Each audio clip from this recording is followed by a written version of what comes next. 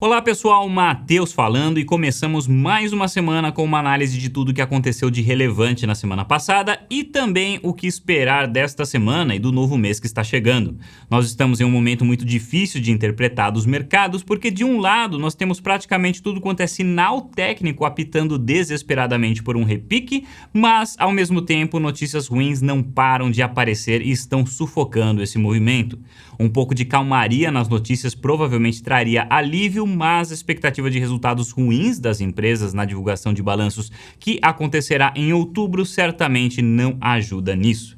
Então vamos mergulhar a fundo em tudo o que está acontecendo agora nesse vídeo. Começando com os principais eventos da semana passada, eu não vou me estender muito aqui sobre o Fed, porque já tivemos 3 vídeos sobre isso na semana anterior, mas vale destacar que a coletiva de imprensa que o Powell deu em seguida foi tão relevante quanto o aumento de juros em si.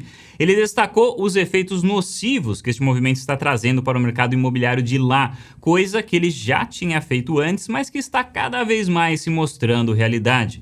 O mercado imobiliário americano está se desaquecendo, com o número de vendas de imóveis prontos caindo 20% em relação ao ano passado e os preços já com baixa na média de 5%. Alguns estados possuem baixas maiores do que outros e muitos esperam quedas mais expressivas na ordem de 20% para os preços ao longo dos próximos 9 meses. Então, quando o dono da economia, vamos chamar o Fed assim, por falta de um termo melhor, quando ele fala que está esperando uma correção no mercado imobiliário, é difícil de acreditar que isso não se tornará realidade. Basicamente, a semana passada inteira foi marcada por uma leva de bancos centrais causando aumento nas suas taxas de juros.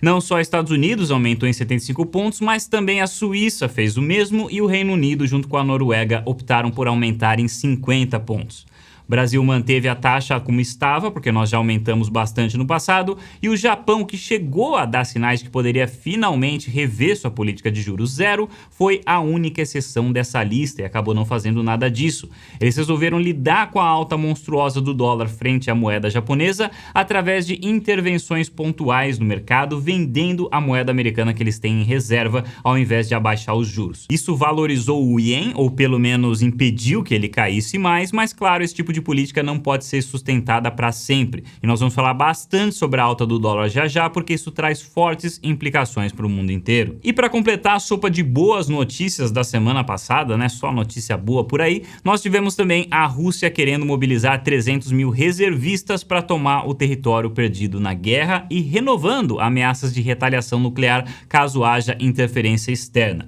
Esse tipo de ameaça foi feita já no passado, aliás, foi feita recorrentemente no começo desse conflito e até agora não se materializou. E há muitas razões para pensar que isso não irá se tornar realidade.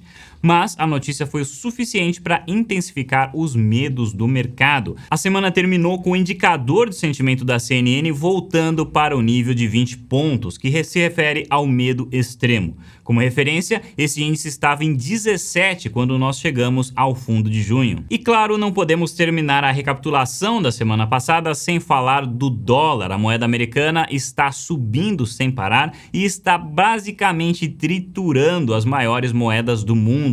A mais nova vítima dessa lista foi a Libra inglesa. Nesta segunda-feira, a Libra chegou a despencar 5%. Veja aí a volatilidade da moeda na tela.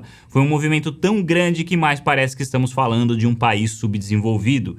E o motivo desse ajuste brusco é que o Reino Unido acaba de liberar um pacote de estímulos na forma de redução de imposto. E eu sei o que você provavelmente deve estar pensando, redução de imposto é algo bom, porque afinal isso foi tão mal recebido pelos mercados? E a resposta é que sim, redução de impostos normalmente é algo positivo, mas não quando levanta questões sobre a possibilidade de interferências políticas em um órgão que deve ser independente como o Banco Central. E mais do que isso, também não é uma notícia bem recebida quando o custo dessa medida é notoriamente impagável pelo governo. Como eu destaquei no vídeo de terça passada, a independência do Banco Central é justamente a garantia de que ele irá agir conforme o necessário em momentos de inflação alta. É nesses momentos que as medidas necessárias se tornam altamente impopulares, porque causam quedas nos mercados, perda de empregos e até recessão. Mas, sem essas medidas, a inflação tomaria conta da economia e, para um público de brasileiros, eu não preciso debater o que é pior entre recessão e inflação. Então, o que está acontecendo por lá neste momento é que o país, junto com praticamente todo o mundo, está enfrentando uma inflação 5 vezes maior que a sua meta. E o remédio para isso é amargo e envolve segurar a expansão da economia até que a inflação volte para patamares sob controle. Aumentar os juros produz esse freio necessário, mas pacotes de estímulo agem na direção oposta, fazendo com que o freio precise ser ainda mais forte ou o resultado necessário não será alcançado. Então, em momentos como esse, ver o surgimento aí de pacotes de estímulo, principalmente um pacote tão significante cuja sustentabilidade é bem questionável, indica um possível cabo de guerra entre os órgãos do Tesouro e do Banco Central. Se a conduta dos poderes estivesse em sincronia na Inglaterra, o Banco Central teria sido notificado sobre estes planos antes da sua última reunião na semana passada e pelo menos mais de 3 dos 9 participantes teriam votado a favor de um aumento de 75 ao invés de 50.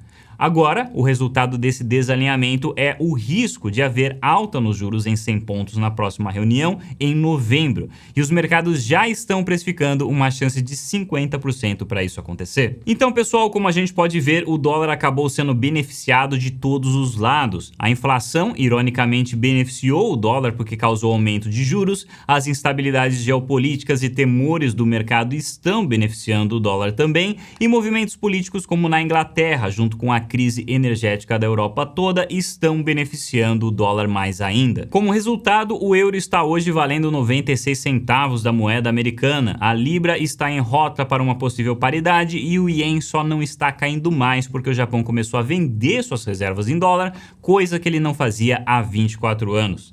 E se você está aí se perguntando, ok, mas afinal de contas o que isso tem a ver comigo, que moro no Brasil e invisto em reais? A resposta pode ser exemplificada através desta notícia aqui. Apple aumenta os preços da App Store na Europa e na Ásia para preservar margens frente à valorização do dólar. Em outras palavras, um dólar caro gera inflação ao redor do mundo todo. E para combater isso, os países podem precisar ir ainda mais além do seu movimento atual de aumento de juros para conseguir frear a economia. Aqui no Brasil, por exemplo, o real está conseguindo meio que se segurar porque o nosso Banco Central aumentou as taxas muito cedo, mas até que ponto novos aumentos não seriam necessários se os Estados Unidos continuar reavaliando para cima o teto das suas taxas a cada reunião do Fed? A boa notícia, porém, é que esse movimento já está se alongando tanto que nós estamos começando a ver o nascimento de teorias altamente catastróficas que costumam marcar o fim desses ciclos, como por exemplo o Brent Johnson da Santiago Capital, que está propagando o que ele chama de teoria do dólar milkshake. Basicamente, uma previsão muito negativa que diz que o mundo inteiro entrará numa crise de dívida soberana, similar ao que aconteceu com a Grécia 10 anos atrás, só que numa escala global. Então, vamos acompanhar quantas mais teorias como esta começam a ganhar voz durante esse cenário. Ok, pessoal, chega de economia internacional. Vamos agora para a parte mais prática desse vídeo. Vamos falar sobre a ação dos preços e do que esperar dessa nova semana e do mês que está chegando, provavelmente trazendo novidades para os mercados. Em termos de price action, nós temos aqui o S&P 500 e a Nasdaq se apoiando nas mínimas de junho. Esse suporte é extremamente importante porque se ele for violado, nós poderemos muito bem ter o caminho aberto para o verdadeiro fundo desse bear market agora em outubro, quando será feita a divulgação do resultado das empresas. Vai depender, claro, de como vierem estes números. Aqui no Brasil, nós temos uma situação um pouco mais confortável, porque o Ibovespa se mostrou bem resiliente e essas quedas, pelo menos até agora, não derrubaram o índice até as mínimas de junho. O nível dos 108.500, 109 continua sendo um importante suporte que amparou estes movimentos de queda. Mas, enquanto houver quedas lá fora, é difícil de imaginar isso não repercutindo aqui dentro também mais cedo ou mais tarde. O Brasil, neste momento, ele está com os fundamentos macroeconômicos mais fortes do que lá fora e a valuation das empresas sugere que os preços aqui estão baratos. Então, chegará um momento em que isso deve começar a falar mais alto e impulsionar o índice para cima. Mas, por enquanto, a força das incertezas externas ainda é muito grande e eu continuo sustentando a minha posição de que a Selic está nos pagando para esperar e que não há motivo para ter pressa. E por falar em resiliência, o Bitcoin também tem evitado retornar para suas mínimas de junho. não de forma tão expressiva como o Ibovespa, mas tem pelo menos conseguido se segurar acima dos 18 mil dólares e permanece nessa caixa de congestão onde ele se encontra já há 4 meses. E claro, a pergunta que salta aos olhos quando a gente olha para um gráfico como esse é se esta não seria a hora de comprar na expectativa de um repique e um retorno à média.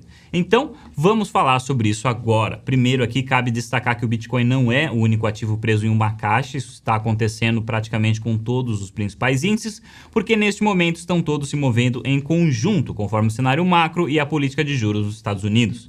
Então, todos os índices apresentam o mesmo dilema e operar ativos em congestão requer uma mentalidade de reversão à média, ou seja, a pessoa precisa ter a coragem de comprar quando tudo parece que está indo para o buraco e precisa ter o desapego para vender quando tudo parece que vai decolar.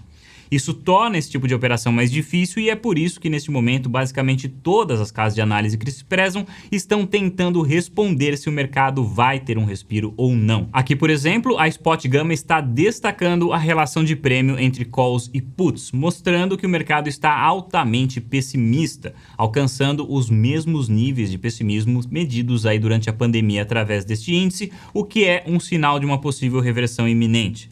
O Goldman Sachs também destaca que o volume de puts, opções de venda, no mercado nunca esteve tão elevado. Nem mesmo nas últimas crises isso aconteceu. Claro que isso é um reflexo também do aumento de volume total de operações feitas no mercado ao longo da última década, mas mesmo assim não deixa de ser interessante. O banco também aponta que os CTAs estão com uma posição extremamente short, assim como estava em junho quando se iniciou o último rally. E a Tier 1 Alpha disse que está vendo disparar um sinal de compra que eles montaram e que só disparou 7 vezes nos últimos 10 anos, todas com um rally na sequência. Mas eles alertam que isso não deve ser utilizado como determinante para uma operação, porque se a gente voltar mais no tempo, para 2008, ele também disparou antes da formação de novos fundos. Agora, independente de servir ou não como alerta para operações, não deixa de ser interessante para mostrar que, pelo menos em termos de ação dos preços, o momento atual sugere um repique. O problema, como eu já disse na semana passada, é que qualquer alta neste momento tende a ter vida curta, porque o cenário de notícias não é favorável e é isso que está mantendo os preços reprimidos. A divulgação de resultados do terceiro trimestre já começou e irá se intensificar a partir do dia 15 de outubro, quando começarão a sair os números das grandes empresas como Apple, Microsoft e Tesla. E a expectativa é que os mercados se movam bastante em função disso. Se os números vierem ruins, isso provavelmente replicaria uma situação parecida com o que aconteceu em 2008, solidificando um fundo e, para mim particularmente, abriria uma oportunidade para finalmente comprar esse mercado. Eu não sei se isso seria o fundo final deste ciclo, mas há grandes chances de um rally na sequência e isso bastaria para mim. Outra possibilidade é que os resultados acabem não saindo tão ruins e aí sim haveria espaço para altas bem mais interessantes, desde que obviamente a inflação dê sinais de estar amansando. Sempre bom lembrar que a inflação ainda manda nesse mercado e tudo pode mudar dependendo dos números que ela trouxer. E para quem opera cripto, vale destacar que está havendo muita especulação no mercado sobre um possível ataque da SEC ainda nesta semana. A origem dessa especulação é que, historicamente, a SEC costuma fazer novas ações de reforço das suas regras ao final do seu ano fiscal, que acontece agora. E diante do testemunho recente que o presidente da SEC, Gary Gensler, deu, e também do caso que está correndo na justiça entre a SEC e um projeto cripto chamado LBRY, surgiram aí muitas especulações de um golpe do regulador ainda nesta semana. Claro que isso é só especulação, o mercado cripto sempre foi cheio dessas historinhas e é bem possível que nada saia disso. Então, eu só estou citando aqui para adicionar ao balde de incertezas a serem consideradas para quem estiver pensando em comprar um possível repique. Em termos de agenda da semana, pessoal, nós teremos diversos membros do Fed se pronunciando. Eles provavelmente vão receber muitas perguntas em busca de possíveis informações adicionais sobre os rumos da política monetária e, a julgar pelo que o Fed vem fazendo, acho difícil que as respostas sejam animadoras. E em termos de índices, o destaque ficará com a sexta-feira, quando saem os números sobre o consumo e renda norte-americanos, junto com a inflação PCE, que é a inflação que o Fed mais observa. A expectativa é que tanto o consumo como a renda tenham avançado de forma leve no último mês a uma taxa de 0,2%. Números acima disso podem fortalecer a tese de que novos aumentos dos juros podem ser necessários. E para a inflação, está precificado um desempenho ruim, similar ao que aconteceu quando saiu a inflação CPI no começo do mês, mas resultados diferentes disso, tanto para melhor como para pior, podem sem dúvida movimentar os mercados. Então, pessoal, para concluir, eu vou repetir o que eu falei no começo desse vídeo. Os mercados esta semana estão mais difíceis de interpretar do que o normal. Os indicadores de price action sugerem que nós estamos muito sobrevendidos e que uma alta seria iminente. Mas o horizonte de notícias ruins sugere que qualquer alta não teria vida longa e que talvez não compense o risco dessa exposição. Outubro continua sendo um grande ponto de interrogação, cuja resposta só virá conforme ocorra a divulgação do resultado das empresas. E o destaque estará no resultado dos grandes nomes, que devem apresentar os seus números a partir do dia 15, ou melhor dizendo, dia 14, para ser mais exato. Se os resultados forem ruins, isso poderá finalmente formar o fundo que este canal vem buscando identificar. Agora, se não forem ruins, então os preços terão mais espaço para apresentar uma alta mais extensa, desde que a inflação não traga mais novidades negativas. Se esse vídeo te ajudou, não se esqueça, ele pode ajudar outras pessoas também, então não deixe de compartilhar. Te convido a conhecer o nosso Discord, onde você vai encontrar uma comunidade ativa de membros para trocar experiências sobre os assuntos desse canal. E claro, muito obrigado por assistir e a gente se vê no próximo vídeo.